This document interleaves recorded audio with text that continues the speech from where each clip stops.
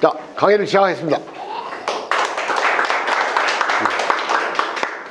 전 시간에 그 법가 그리고 한비자, 진시황 얘기를 했는데 이것을 중국 역사와 연결을 시켜가지고 좀 논의를 한 다음에 그 한비자에 대한 논의를 좀 더 하도록 하겠습니다. 오늘 그 계획된 진도를 다 못하면 다음 또 백권대학 강의 시간으로 연장을 할 생각입니다. 좀 어려운 주제예요. 여러분들 그 동영상 강의를 찾아보면 한비자에 대해서 1시간 이상 강의한 동영상이 하나밖에 없습니다. 그것도 전부 그 사마천 사기에 나오는 노자 한비열전 이야기예요. 에피소드식에. 그리고 대부분 5분, 10분. 그러니까 그만큼 어렵고 조선시대, 고려시대 뭐 한 7, 800년 동안 한비자를 전혀 논의를 안 해왔기 때문에 이런 그 전통이 축적되지 않아서 그 현대 연구가들도 이 한비자를 잘 안다 하더라도 이것을 강의로 이렇게 하기가 어려운 모양이에요. 저도 강의를 해보니까 강의하기가 만만치 않네요. 여러분들 또 잘 알아들으면 제가 또 그 덕을 볼 텐데 또 조금 어떠세요? 그러니까 조금 다른 때에 비해서 재미가 없다 하더라도 좀 그러려니 하고 좀 들어주시기 바랍니다. 제가 공자를 아까 얘기를 했습니다. 공자를 그냥 무슨 봉건 신분의 옹호자처럼 얘기하는 이 논리가 얼마나 이게 조악한 논리인가 하면, 공자는 군과 신을 나눴잖아요. 그건 군과 신을 나누면서 신은 군에게 충을해야 된다. 신은 군에게, 자, 군신이 있습니다, 여기.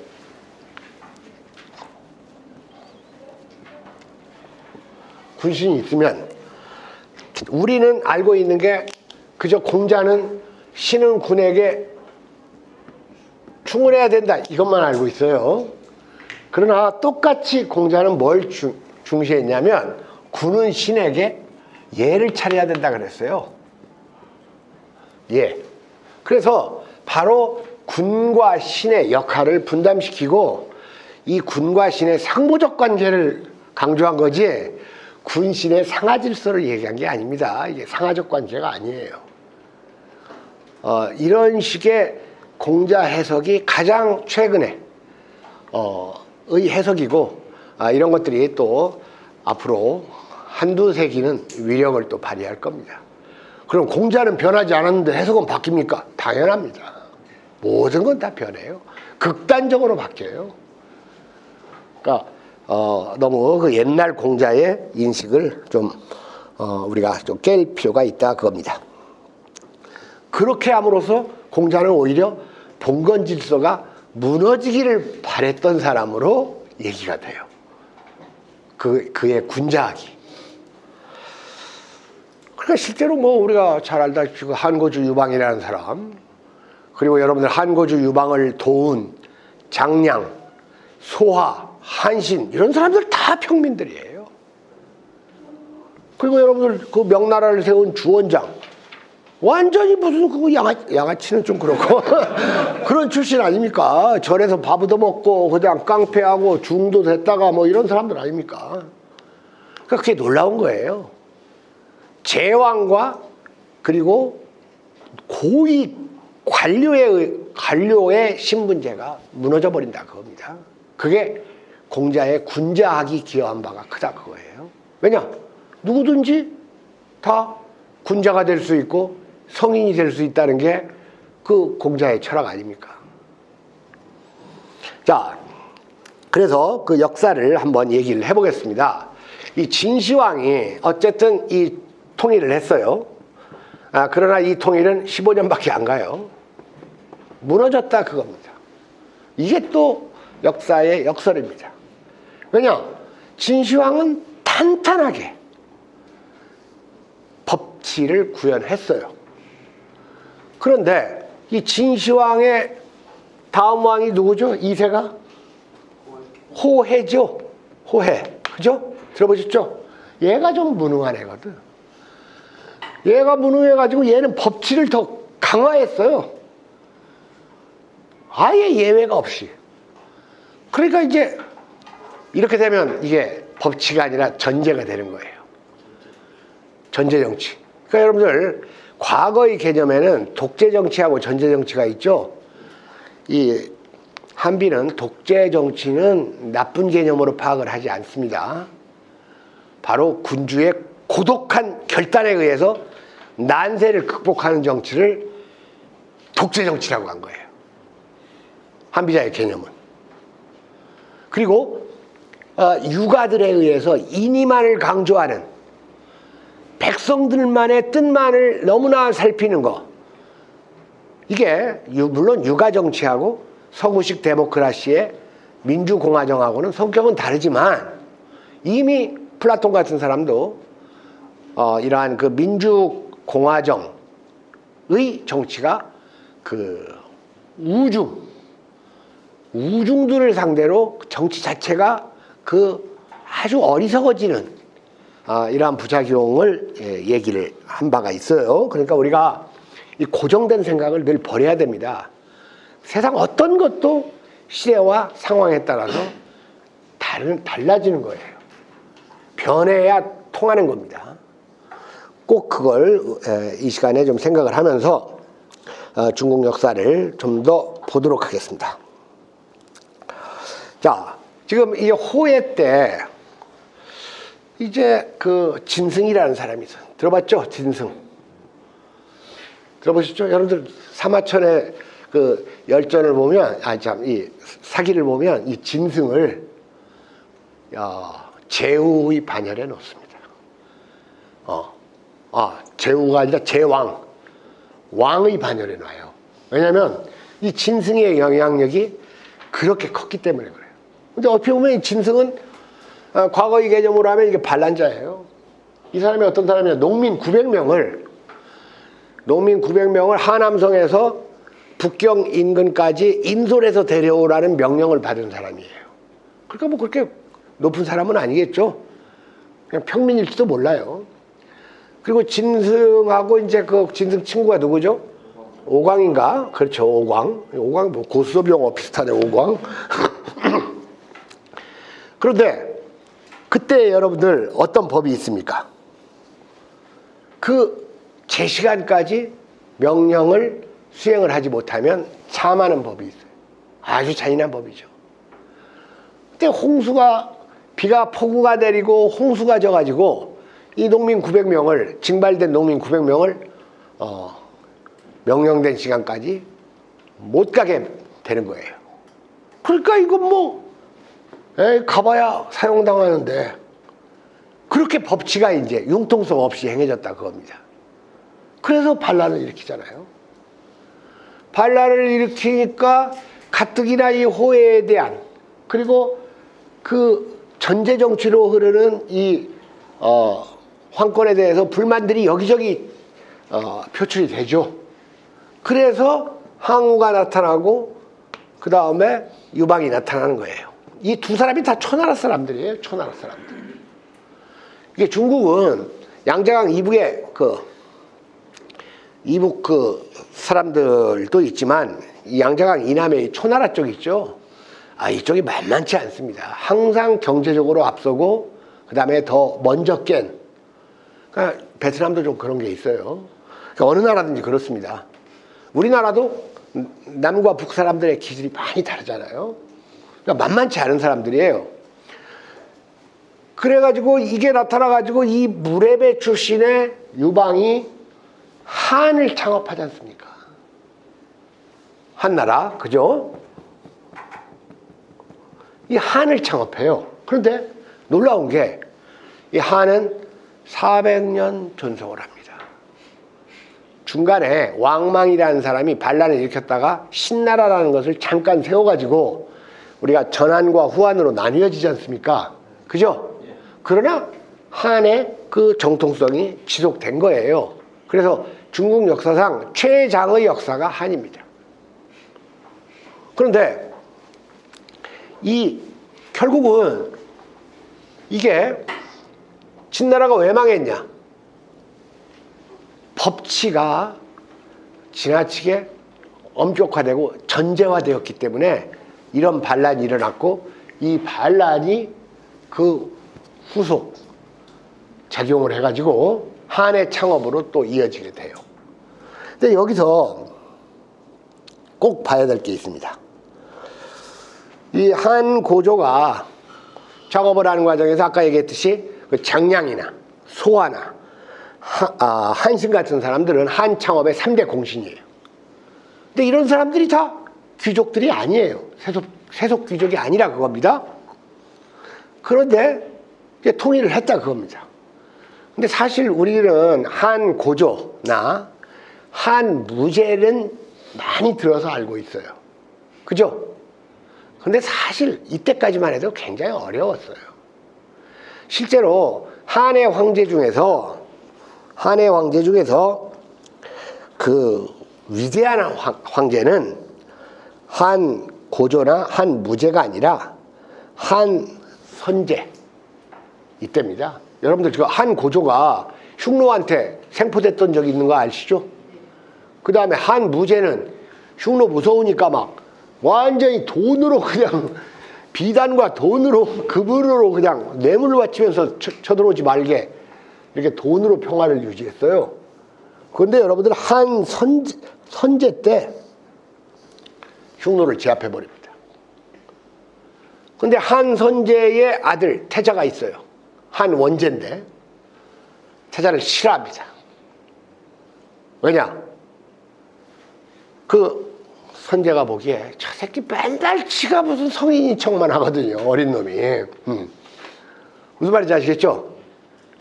그냥 성인인 척하고 막 고상한 척하고 그러니까 이게 나라라는 건 그렇게 한쪽으로 치우치면 안 된다는 걸 잘 아는 그 선제 입장에서는 아들이 못마땅한 거예요. 그러니까 결국은 그 불길한 예감대로 한 원제 때 왕망이 반란을 일으켜가지고 신나라를 세워가지고 그 한이 일시 중단되는 사태가 빚어진다 그겁니다. 그러면 그렇게 그 유방이라는 거의 무례배에 가까운 조상을 두었던 한 원제가 어떻게 그렇게 갑자기 막 성인인 척하고 이런 인격으로 몇 대 만에 바뀔 수가 있었는가? 이런 거에 대한 우리가 이해가 있어야 돼요. 여러분 한 고조가 천하통일을 했어요. 황제가 됐어. 근데 그때까지만 해도 개판인 겁니다.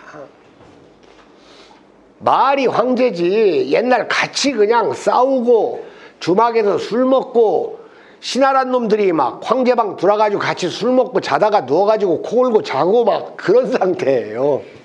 아시겠죠? 황제인데 막 황제방 와가지고 술 먹고 자고 뭐 그냥 배에다가 막 그래가지고 유방도 술 먹고 골아 떨어지면 막 자다 보면 막 신하놈이 발 올려놓고 막 그런 상태였었어요, 여러분들. 그러니까 이게 안 되겠거든요. 그러니까 유방이라는 사람은 참 놀라울 정도로 이 변신을 잘하는 사람이에요. 이게 상황에 맞게.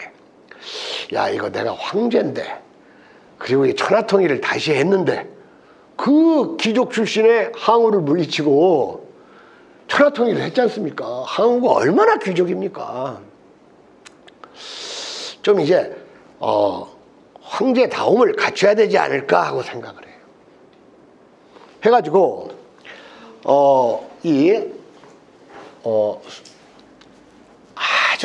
아주 중국은 인구도 많고 땅도 넓지만 인물들이 참 다양해.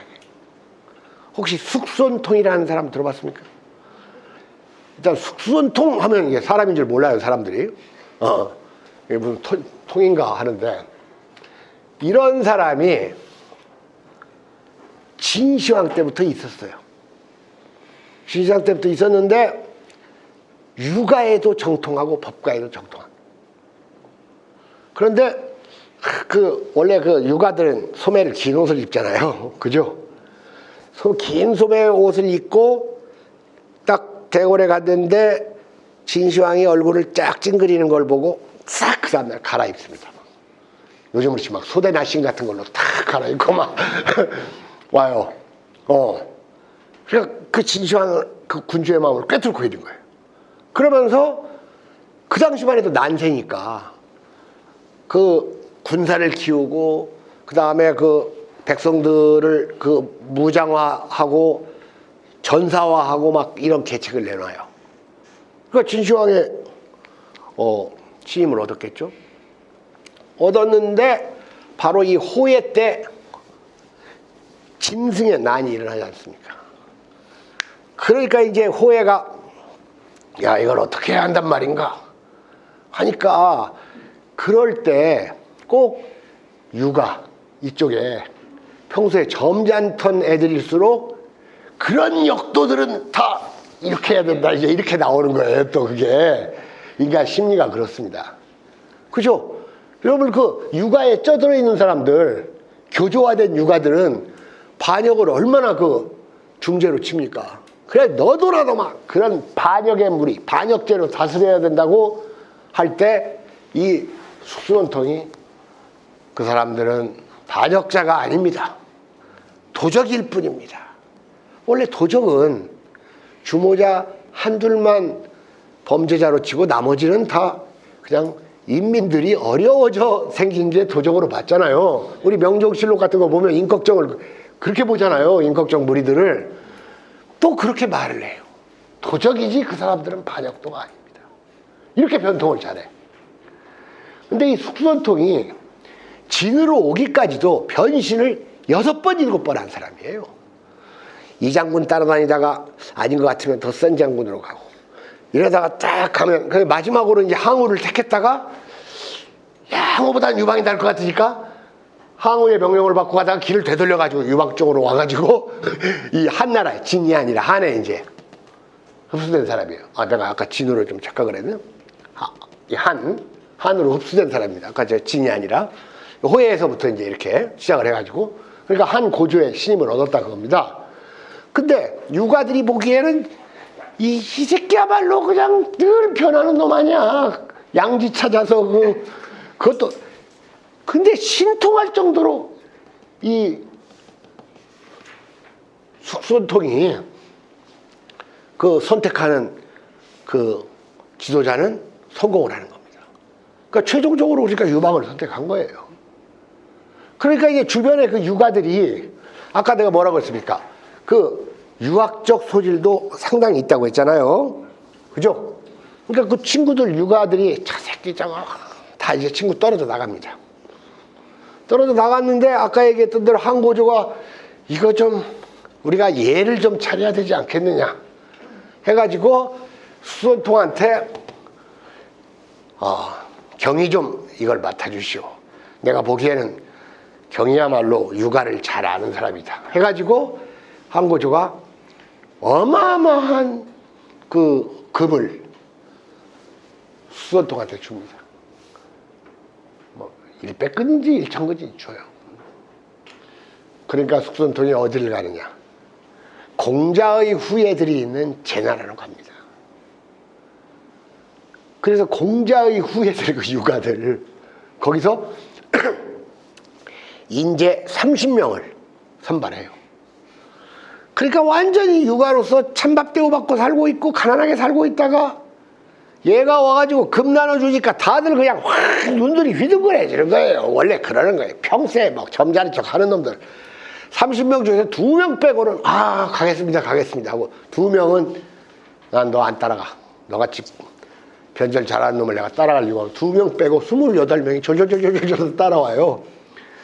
그래가지고 이 28명을 또 딴 데서 2명 채워가지고 이 육아 30명을 데려와가지고 막 좋은 집 주고 그 다음에 뭐 좋은 색시 붙여주고 그러니까 얘들이 눈이 휘둥그레가지고 이 숙수원통의 지시에 그냥 막 어마어마하게 잘 따르면서 이 한무제의 황실을 완전히 순식간에 가장 점잖고 고상한 이런 것으로 바꿔버려요. 이걸 성공시킵니다. 육아화 하는데. 그러니까 바로 난세에는 법가로, 즉 말 위에서 천하를 얻고 천하를 다스릴 때는 말에서 내려와야 되는 거예요. 말 위에서 천하를 얻을 수는 있지만 말 위에서 천하를 다스릴 수는 없다. 이거 유명한 말이죠. 네. 그러니까 엄청난 공을 세웠을 거 아닙니까? 그러니까 이 숙수원통이 그래서 이렇게 유가가 겉으로 드러나는 거예요. 제가 아까 뭐라고 했습니까? 외유 내 법이라고 했죠. 이 외유 내 법이 되면서 국가가 안정이 되는 겁니다. 그래서 한고조 유방이야 참 특이하고도 대단한 사람이야. 자기가 황제인데 벼슬 한번 한 적도 없는 포위한사 공자의 묘를 찾아갑니다. 공자의 묘를 찾아가가지고 그냥 황제가 탁 참배를 하지 않습니까? 그러니까 공자가 원래도 상당한 영향력이 있었지만 황제의 참배를 받아가지고 완전한 대스타가 되는 거예요. 그러니까 그런 할아버지가 그렇게 하니까 손자 놈은 완전히 지가 무슨 공자나 맹자인 것처럼 하다 보니까 또 정치가 안 될 것 같잖아요. 그러다가 결국은 왕망에 반란을 당해가지고 신나라로 국정이 잠시 중단됐다가 광무제 유수가 바로 후한을 재창업하게 되는 거예요. 그러면서 다시 200년이 갑니다. 그래서 한나라가 무려 400년에 이 황업을 위협하죠. 그러다가 다시 위기가 와요. 항상 난세가 올 때는 법가를 취해야 하는데 여전히 그 유가를 취하면 나라가 망합니다. 난세에는 법가, 그리고 치세에는 유가를 겉으로 드러내야 되는 거예요. 망해가지고 위진남북조가 되지 않습니까? 위진남북조는 다시 난세 아닙니까? 위진남북조가 400년이나 가요, 여러분들. 그리고 위진남북조가 끝나면 어떤 나라가 됩니까? 당이죠. 그 당도 아주 묘한 나라입니다. 우리가 10월 달에 가는 시안이 그 당의 수도 아니에요. 그 시안에 그 당시에 100만 인구가 있었고 5개 종교사원이 같이 있었던, 그렇게 관용적이고 관대해야지 제국이 유지가 되는 거예요. 지금 미국처럼 그냥 막 손해보기 싫어가지고 막 저렇게 되면 그 제국은 수명이 얼마 남지 않았다, 이렇게 봐도 됩니다. 그러니까 제국의 가장 큰 특징은 관용이에요. 관용. 그리고 당나라는 또 불교, 도교 막 이런 것들이 다 이렇게 다양하게 가장 찬란한 중국 문화를 당이 그 꽃을 피우지 않습니까? 그러고 나서 이제 그 10대국이라는 혼란기가 한 50년 이어졌다가 송으로 이어지죠, 여러분들. 근데 이 송 때 거란 침입을 받고 북송이 남송으로 밀려나고 남송은 또 몽골에 밀려나잖아요. 그죠? 근데 여러분 그 남송에 그 누가 나타나는 겁니까? 남송에. 지금부터 한 950년 전. 바로 그 주의가 출현한다 그겁니다. 주자라고 얘기되는. 이 주의가 그 앞에 있었던 뭐 정의 형제, 주돈이 뭐 이런 그 원래 있었던 그 유학. 그러니까 그동안은 이제 유학이 좀 찬밥 대우를 받으니까 유학이 새로운 혁신을 필요로 하지 않습니까? 그래서 이 주의가 성리학을 개창하잖아요. 너무나 완벽하게 이 유학을 재탄생시켜요. 근데 사실은 이 난세에 이럴 때가 아니야. 안 맞은 거예요. 그러니까 갑자기 유학이 강조되기에 이릅니다. 그 난세에. 우리가 지난번 호남선 가가지고 그 주의가 세운 앙록소원 우리가 가봤지 않습니까? 가봤죠? 그러면서 중국이란 나라가 저렇게 성리학이 강조되어서는 안 돼야 되는 시대인데 이게 너무나 완벽한 학문으로 체계화된다는 겁니다. 이러면서 바로 맹자를 비판했던 순자의 위패가 철거돼요. 그리고 한비자가 바로 금서가 돼버리는 겁니다. 이때. 여기서 금서가 돼요. 그러니까 그다음부터는 이제 우리 조선은 한비자하고는 아예 멀어질 수밖에 없겠죠. 전부 우리는 그 주위에 신유학을 다 수입했지 않습니까? 이렇게 되기에 이릅니다. 이렇게 됐다가 이 남송의 시대가 지나고 명이 되면서 여러분들 그 명주원장도 대단한 사람이에요. 아까 뭐 출신이 그렇지만 다시 그 법치에 방법을 구현해 가지고 당태종은 이제 창업을 한 다음이니까 겉으로는 대단히 유학을 내세우잖아요. 그죠?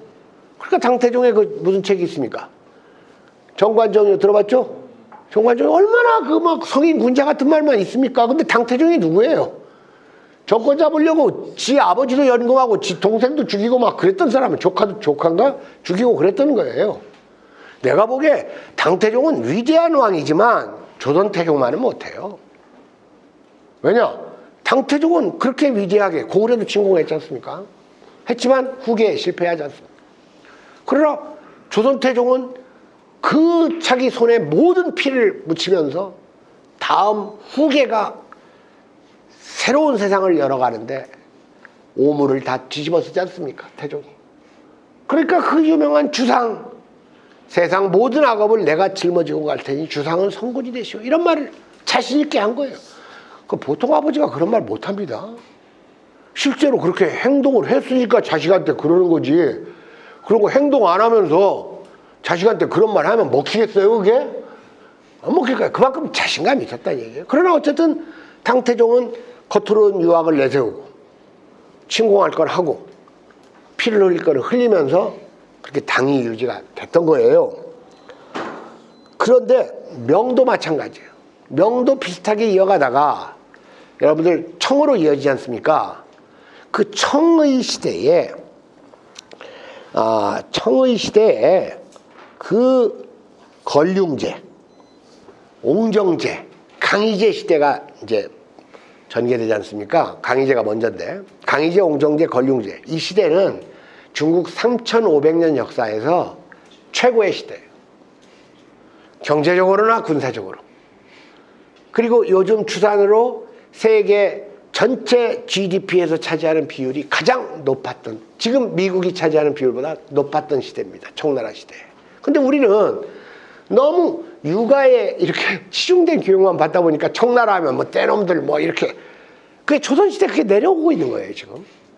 그러니까 그 청의 그 위대한 황제들이야말로 외유내법을 철저하게 실천한 사람들이에요. 막 그 공작원 써가지고 막 비밀 정치할 걸 하면서 그 술치죠.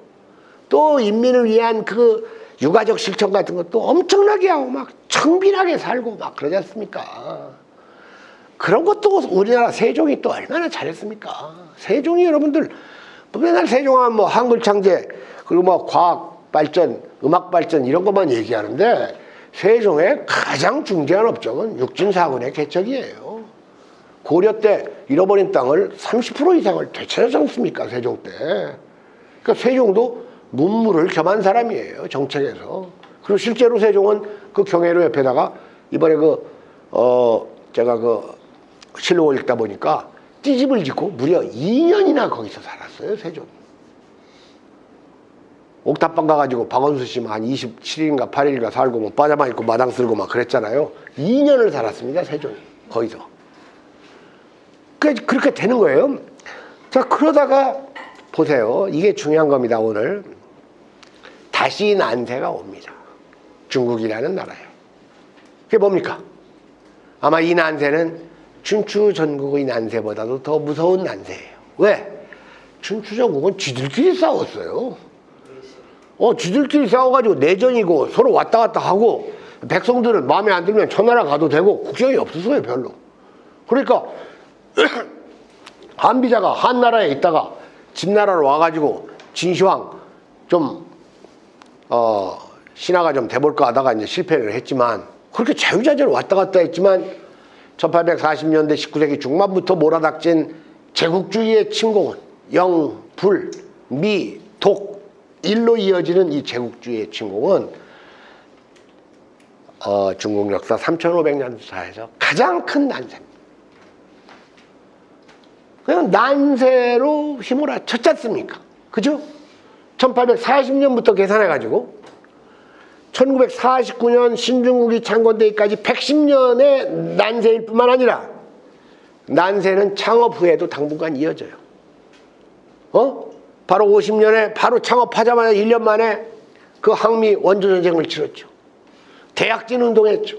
문화대혁명했죠. 그렇게 치면 거의 130, 40년의 난세가 이어진다 그겁니다. 그러면 이 난세에 초안지보다도 중국을 놓고 패권을 다퉜던 두 사람이 있었으니, 한 사람은 여러분도 잘 아시다시피 짱제스 아닙니까? 그죠? 한 사람은 당연히 마오예요.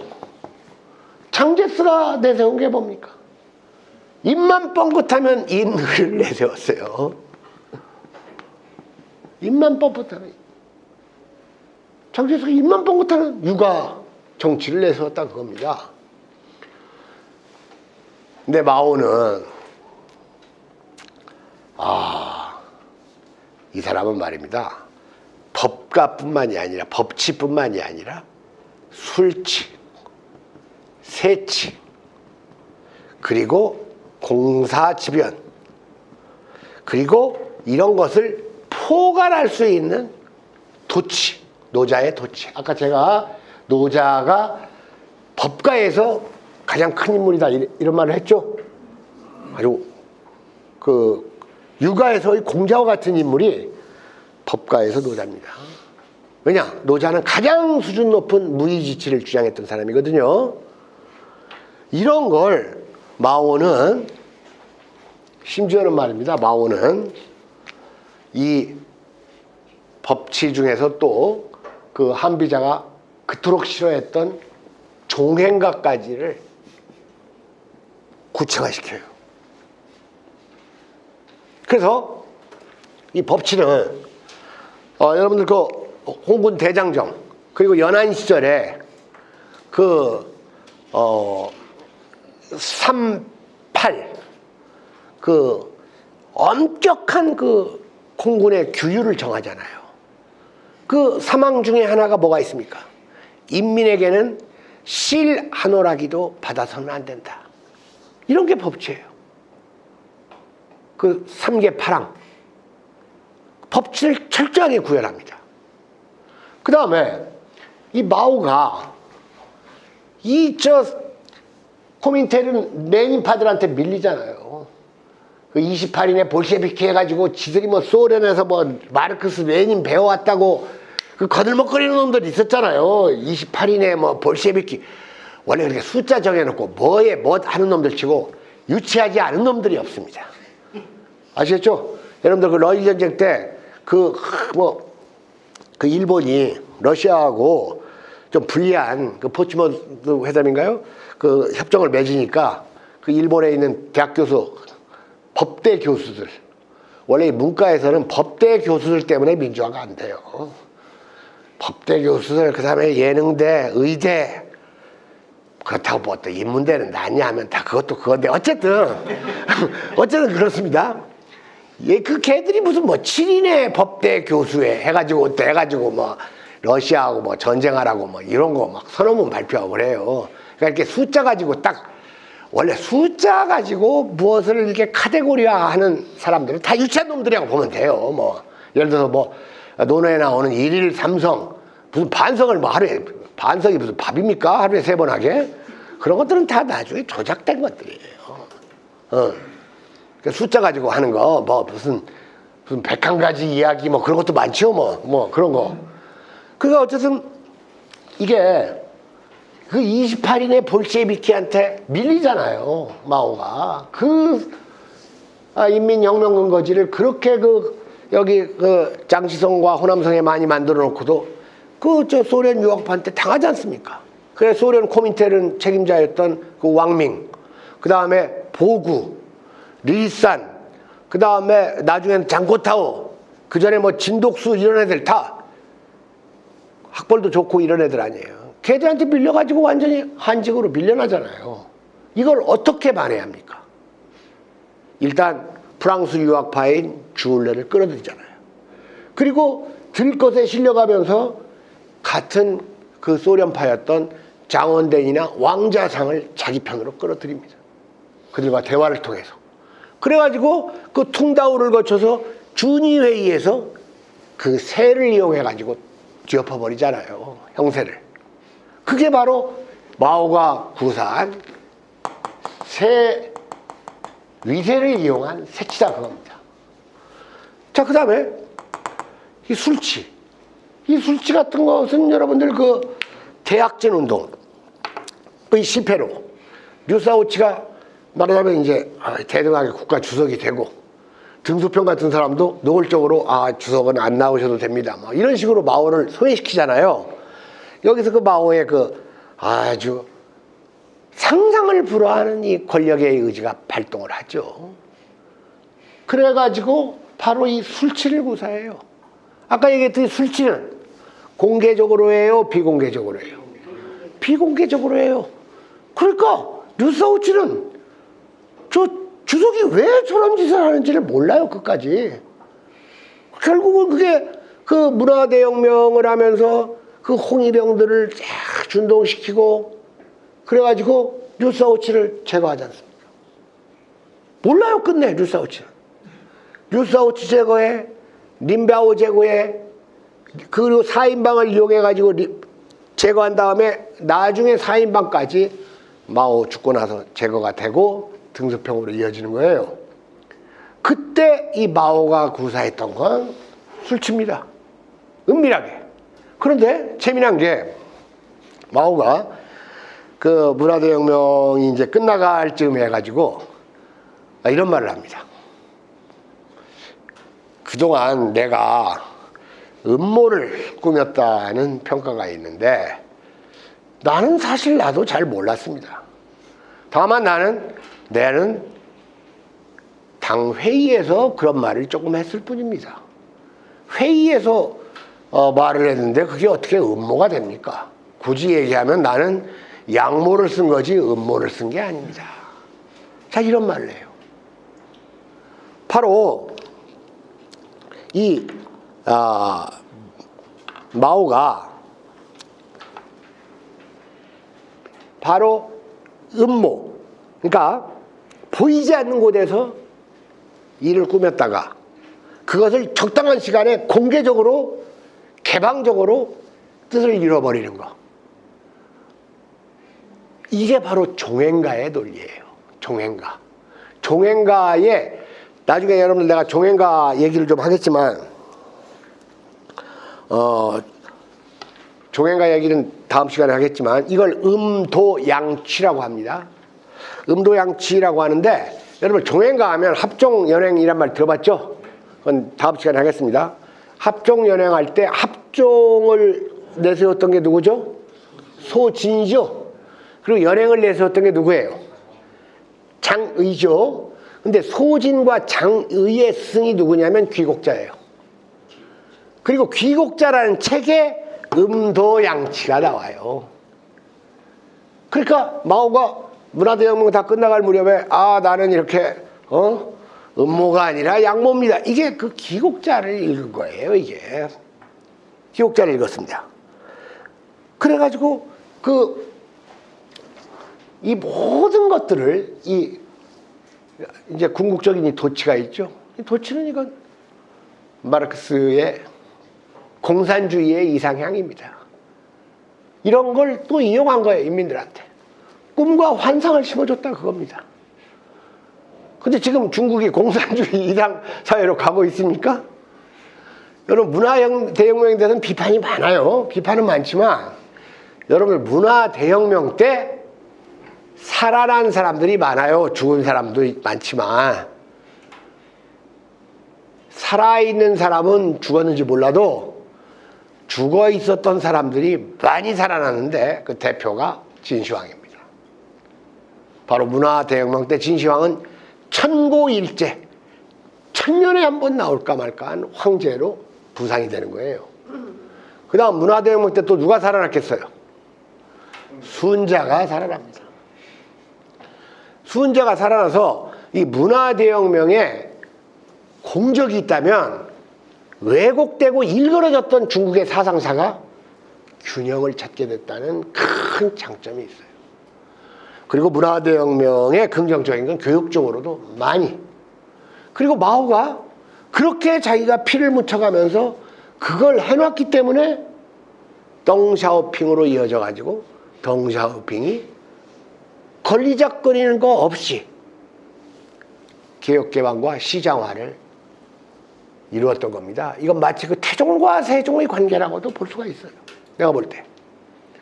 근데 여러분들 아무것도 모르는 사람들이 뭐 중국은 자본주의화, 여러분 중국은 자본주의화 되는 게 아니라 시장화 되는 거예요. 시장화. 그리고 여러분 시장이라는 것은 이념하고 상관이 없어요. 인류 전체가 공유해온 거예요. 옛날부터. 아시겠죠? 중국은 자본주의화가 되는 게 아니라 시장화 되고 있다. 해서 이 초유의 전대미문의 이 제국주의 침공이라는 난세의 기간에 이 마오라는 이 탁월한 지도자가 이 법가에 그리고 도치를 포함한 모든 것을 적용해가지고 지도력을 발휘해가지고 오늘의 중국을 만들어가고 있다. 물론 문제없는 나라는 없고 다 부작용 없는 정치는 없습니다만은 중국의 역사를 이렇게 법가와 결부지어 가지고 통시적으로 살펴볼 수는 있다 그겁니다. 그래서 다시 한번 정리를 하면 공산사회의 이상향을 제시함으로써 이 도치를 구체화하고 실 한오라기도 인민의 것을 받지 않는 3대 규율과 파랑주의로서 법치를 구체화했죠. 그리고 류사오치, 린비아오 등을 제거하는데 그 신화를 잘 다루는 술치를 이용했고, 그 다음에 대장정 기간 새로운 주도권을 잡기 위해서 볼셰비키 파와의 투쟁에서 세치를 이용했다. 이런 것들을 종합해서 얘기했고, 그 다음에 그 문화 대혁명을 통해서 이렇게 육아 쪽으로만 치우쳤던 위선적인 중국의 사상사를 바로 잡을 수 있게 됨으로써 난세를 극복을 했어요.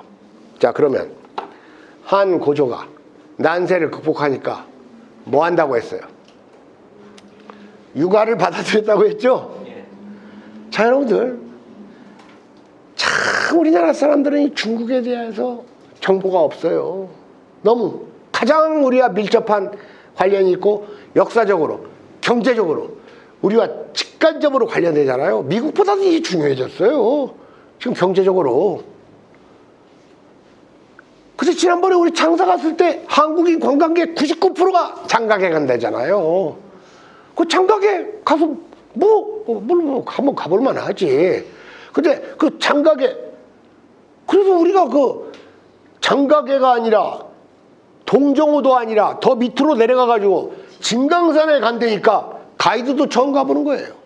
근데 거기 호남성, 장시성 중국 젊은이들이 한국 사람들이 단체로 왔다니까 막 신기해가지고 막 와 반가워하고 막 구경 오고 그래요.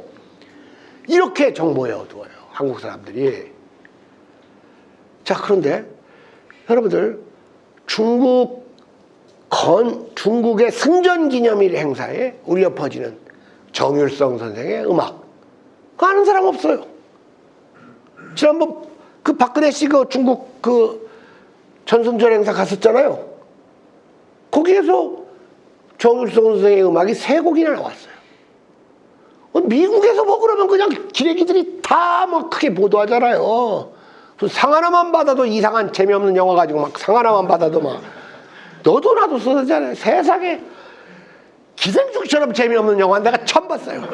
참다 못 참고 내가 1시간 10분 만에 나왔는데. 그런데 여러분들 그것도 모르지만 2008년 북경올림픽 기억나죠?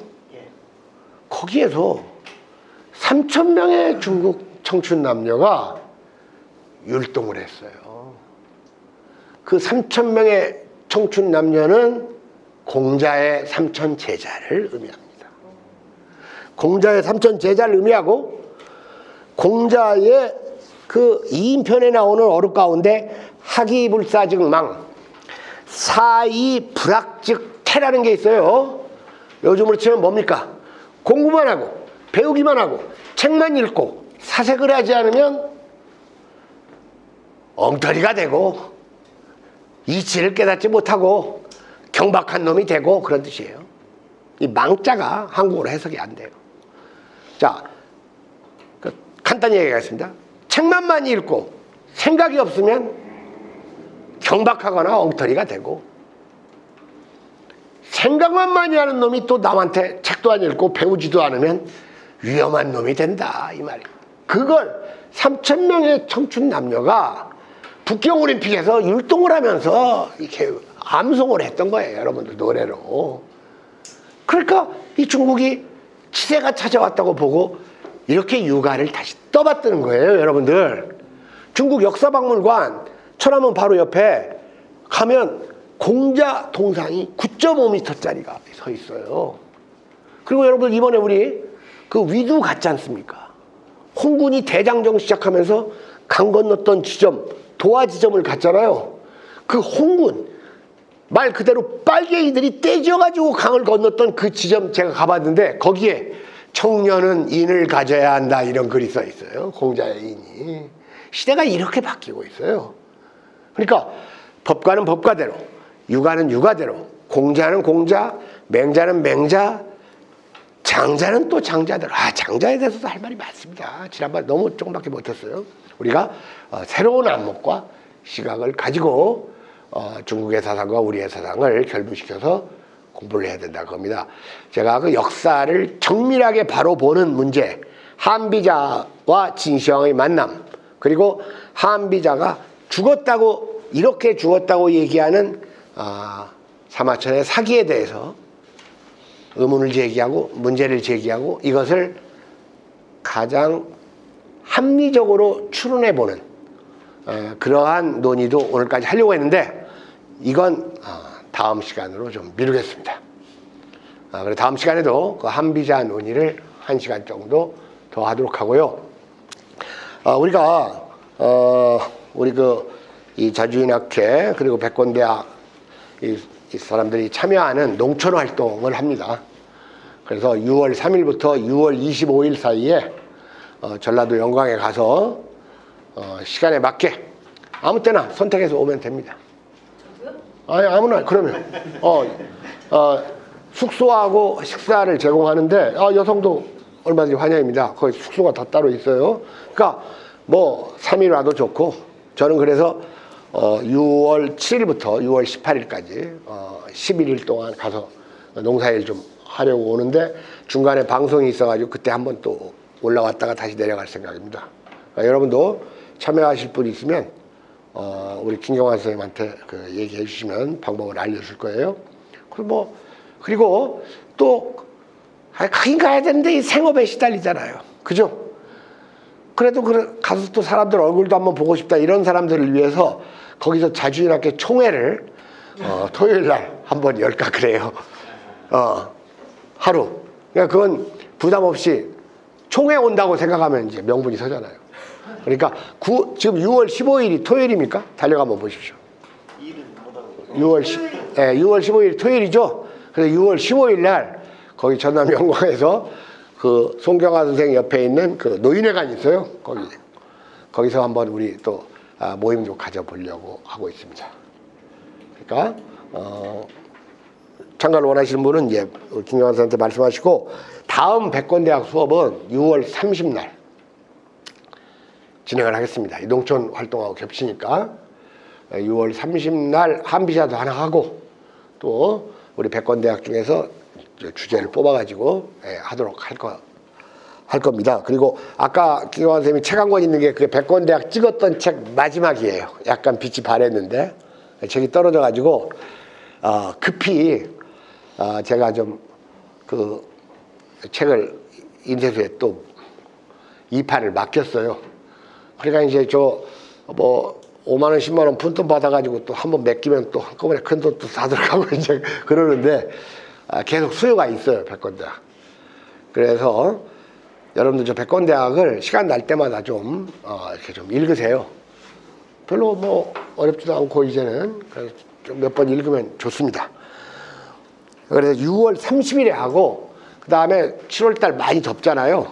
그러니까 7월달에 뭐 한 번이나 두 번 또 수업일자를 정하고 그 다음에 이제 8월에 종강을 하고 3차 학기를 종료하고 그 다음에 4차 학기는 9월부터 12월까지만 4개월로 좀 할까 그럽니다. 그러고 나서 그 2020년도 이 공부는 좀 더 생각을 해보고 다른 제가 안을 제시하려고 합니다. 자, 오늘 이걸로 모든 강의를 마치겠습니다. 혹시 뭐 질문하실 거나 뭐 하실 분 있으면 하십시오. 아무거나. 없습니까? 네? 오늘 저녁 식사 하실 분 예전에 하던 대로 그 지난달에 하던 거. 예. 우리가 난세와 치세를 예.